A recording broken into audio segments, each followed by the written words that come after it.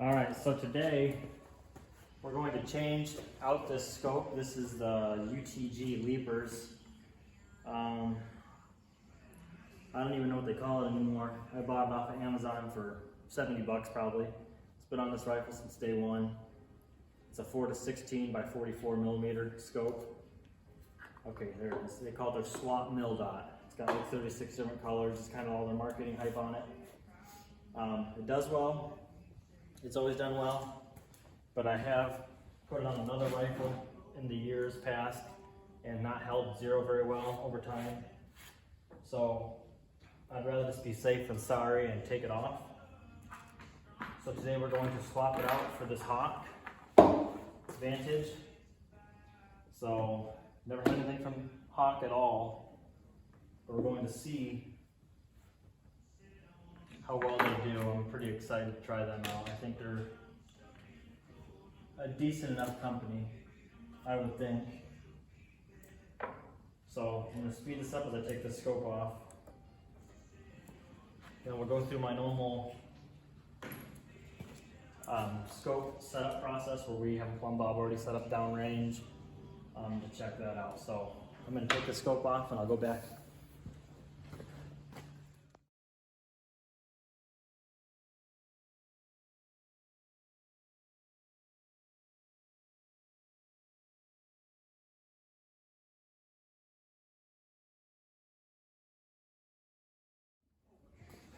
All right, so I got that 11 millimeter to Picatinny adapter off. Now we're just stuck here with the full 11 millimeter rail. And I bought these dovetail rings. And I'll probably catch a little bit of crap for putting these dovetails on instead of having these dovetail to Picatinny. I can see these being better because of the more surface area, so you're not going to have that scope sliding as easily with those than these, but I'm going to do this anyways. The gun has hardly any recoil, and I feel like I can trust it, I would say. But these are the Hawke 30 millimeter rings. I think they're high mount. So they come with three hex, oh there it is, 3 hex wrenches, and I've never seen this before in person, but they have a little point to anchor down onto that 11 millimeter rail to keep that scope from moving. That's kind of cool. I'll probably try that. So we'll get this set up a little bit. I'm not going to lap these rings because they have this felt pad in here. To me, it's not as important on a rifle of this range. So we're just going to mount the scope, I guess the normal style of everybody else's. So we'll slap these on.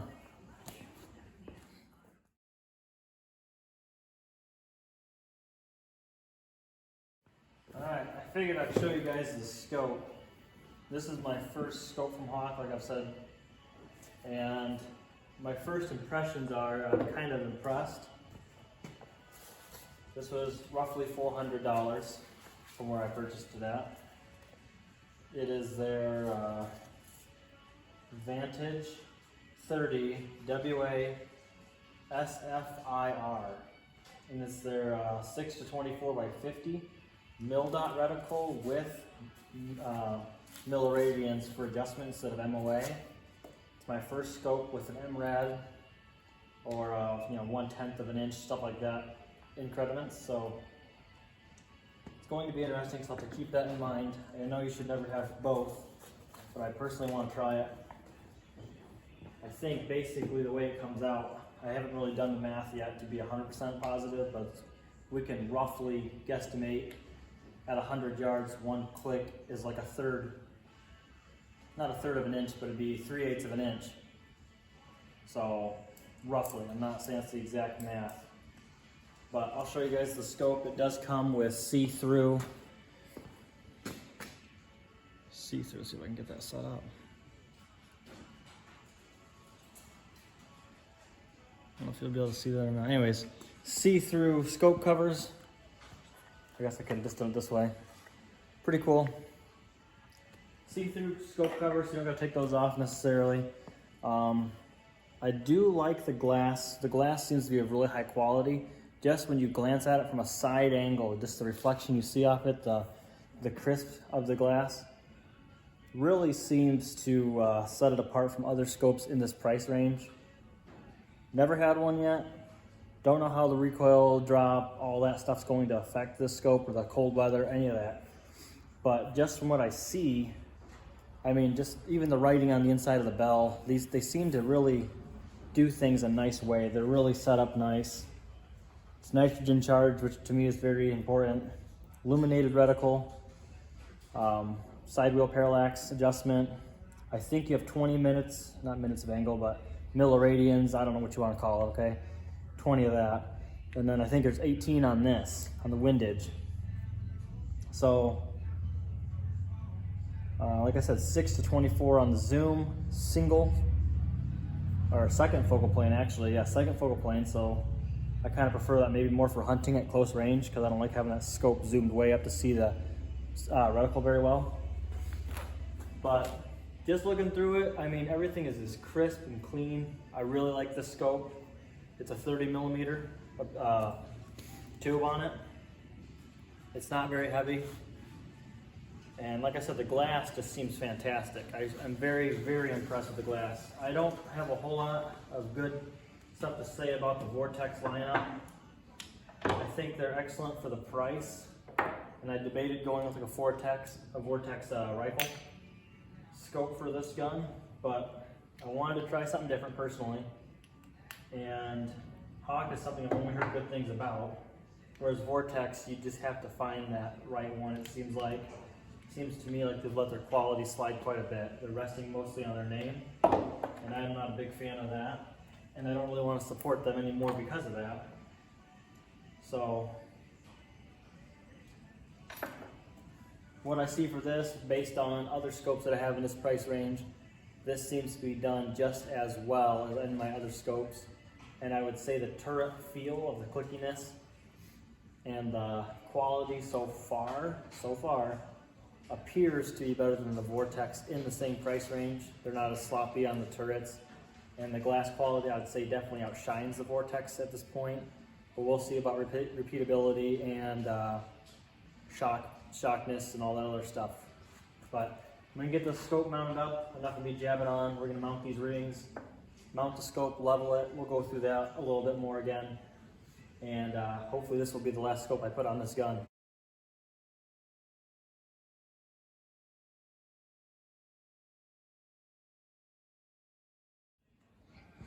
Alrighty, so one thing to note is this thing has excellent eye relief. I am very impressed with the eye forgiveness on this thing.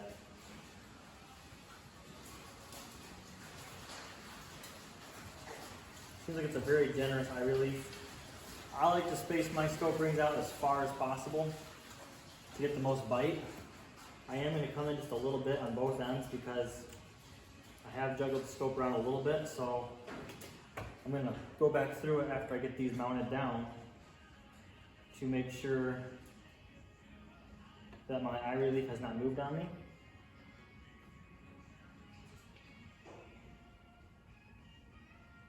And I'm just going to snug the rings down for now.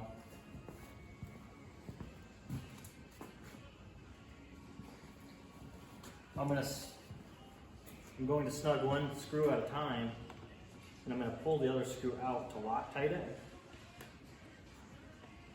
because I want to make sure this does not move again.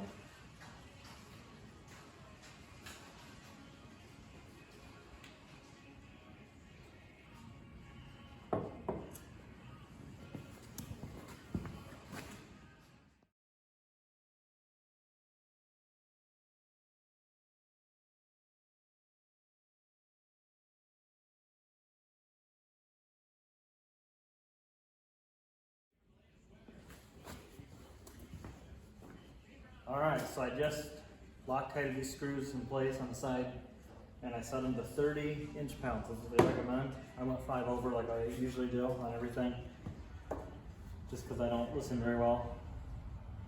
reading the back of this thing, trying to find out what that center, what that center screw is for. If I can't find it, I'm going to do probably 10 inches, 10-inch pounds or something like that.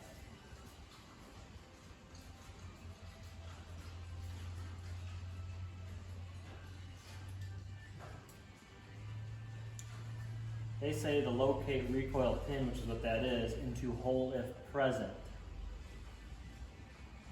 And it says, using enclosed hex key, tighten the screw.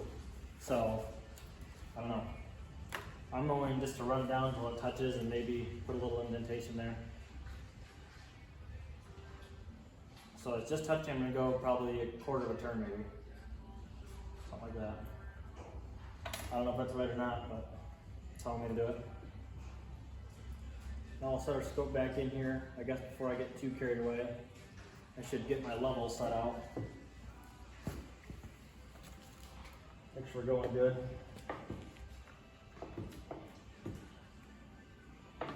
So, what's cool about this gun, we got this flat milled all the way across all this, so I can find my level really easy.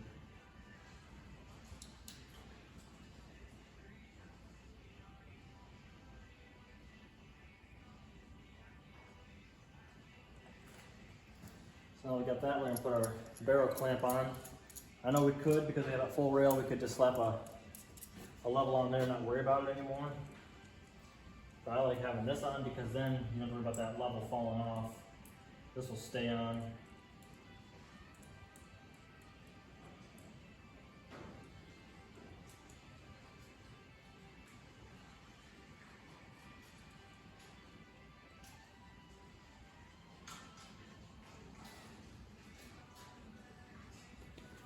Right. Check this level, tweak the gun. I like putting this up against a flat parallel surface. I shouldn't say parallel, but to like a 90-degree basically on that. Can't think of what it's called right now, but anyways, because you can take this and you can turn this slightly, and this is where you get too carried away, or I do, but you can turn this so now you're not getting a good, now you're leveling at a different angle. So to make sure I'm 90 degrees to the gun, I think it's perpendicular or something like that, I will put it up against something I know is flat, milled flat, and then I just feel better if I do it that way. I can't sleep at night if I don't. That's such a long rifle, it's hard to reach across.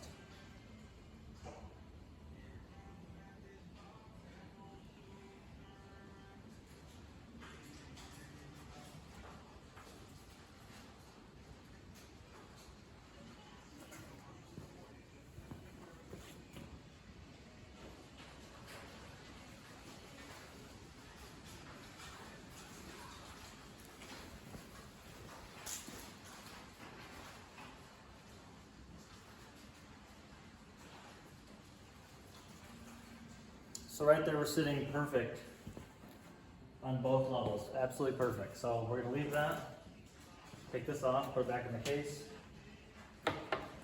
Hands down my favorite case. This is the Wheeler Engineering Scope Mounting Leveling Kit. So now we'll put this back on. I have to figure out, I know it was pretty much right there when I had it, but in case something got moved, I want to just double check before we get too carried away.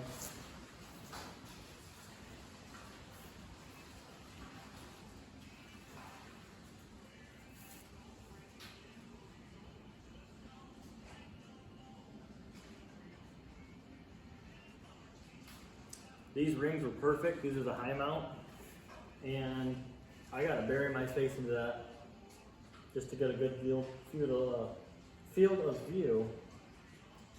If I even come up too high, I get that shadowing. So I really gotta find my cheekbone right on that stop. And I'm very happy with that because I don't want to lift my head at all. I actually have to almost squish my face down, so it could be a little higher, but it is what it is.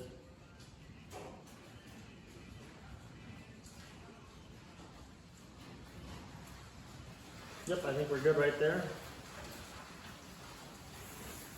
Scope all the way forward on the rail. Just about all the way forward.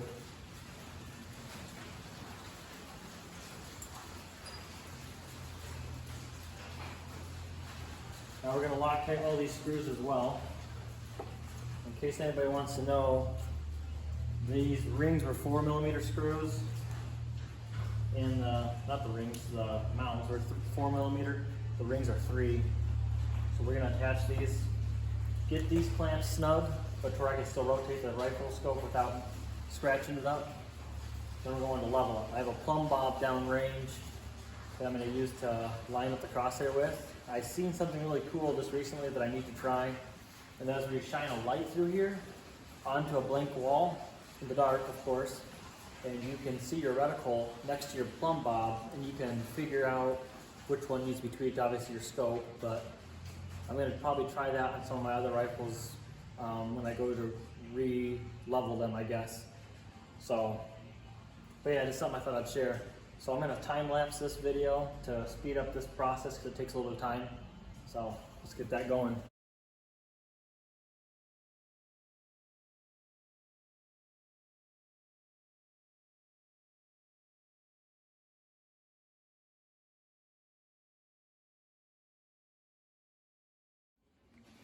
All right, so I got that scope set to my plumb bob downrange. I am very, very impressed with the clarity of this scope. I don't know if I can get over it right now. It's pretty impressive. This thing has a parallax adjustment down to 10 yards, which is a must in a lot of things for me, especially when I do targets and all that. I like just being able to be up close and shoot. But I can see that the individual hairs come off my strands off my rope for my plumb bob. This thing just gets down there so clean and crisp. It's amazing. Now these scopes are made in the UK, so I don't know if they have better quality control down there or something, or if they're just more quality of people. I don't know what to say. I am very, very, very impressed with this scope so far. I do wish it was MOA, and I had a hard time finding an MOA version. Well, I couldn't find it at all. So I know they do make them probably, but where I purchased the scope from, that's all they had, and I didn't really bother looking around because I kind of wanted to try out the Mills. That's what it's called, the Mills adjustment. So I just snugged everything down. I haven't got right to torque specs yet. They recommend 16 inch-pounds. So I'm gonna look at my string with the reticle.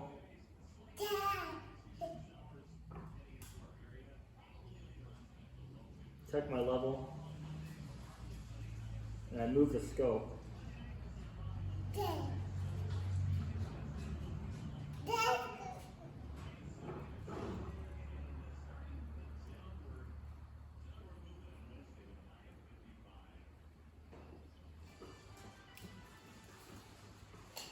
I gotta make sure I'm dead perfect. This stuff's hard.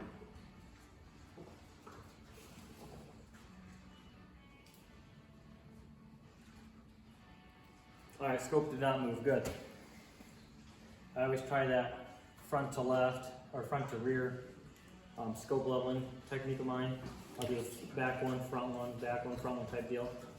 So just so I don't tweak that scope if you tighten down one side first, something like that. Of course, all these screws are Loctited. But yeah, this scope glass is so crystal clear. That's my son in the background, making sure I'm doing a good job. I'm keeping the gaps on these rings even on both front and rear sets.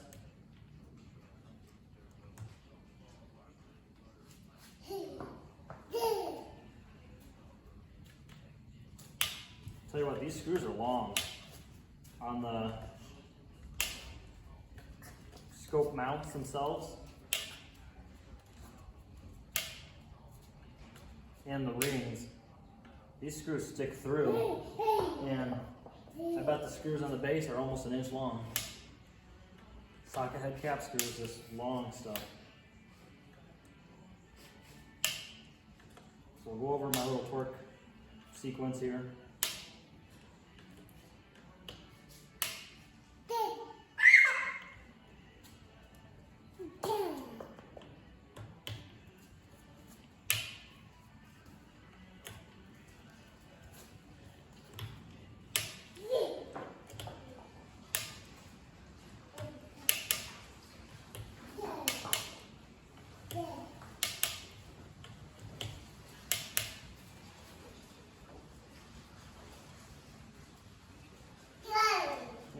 pretty good.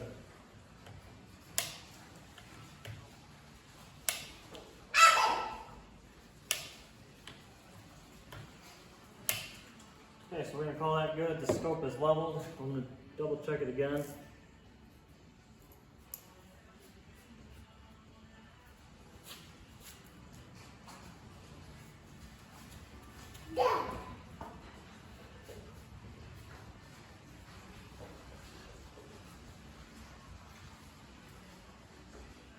Yep, absolutely perfect. That's a good feeling. The plumb bob, I think, is the best way to do it. I have experienced a couple different ways to do it. I've experimented with them as well. And in my experience, the plumb bob seems to be the most true. Obviously, you can't argue with gravity. Sometimes you need a heavy plumb bob, though, to pull your string, depending on what kind of string you got. So, but yeah, by far my favorite. It makes me feel the best whenever I do it that way, that I know nothing's moving on me. So, scope is torqued down, leveled, and set. I'm going to run some shots through it, get it sighted in. I got some steel down range, so we'll be trying to scope out. I will be doing a scope review on this after some time spent with it. I plan on not using my 450 Bushmaster this year and only hunting with this rifle. Now that I got it set up the way I want it, I no longer have to cheat my head off this to get my full field of view vision through my scope. You know, I don't have to worry about any more shadowing. So this rifle's set up just the way I want it now. The only thing that I don't know yet is what kind of pellet I'll be using for it. But we'll probably say after hunting season, I'll give this thing a very thorough review. We'll go through it together. And I'll probably compare it to some other scopes of mine in the same price category, relatively close to it. But I am very impressed, to say the least, right now. So I think the crispness of the scope with the lighting that we have in here, I have really good lighting right above us, but out to where my plumb bob is, it's not very good at all. My lighting pretty much stops about 8 feet in front of me, and that plumb bob's probably 12 yards away. And I can see that plumb bob very well. So the coatings on their glass just seem to be really, really good. So that's it for the scope mount and level. We're gonna go and sight it in pretty soon here, and then kind of go from there. Thanks for watching.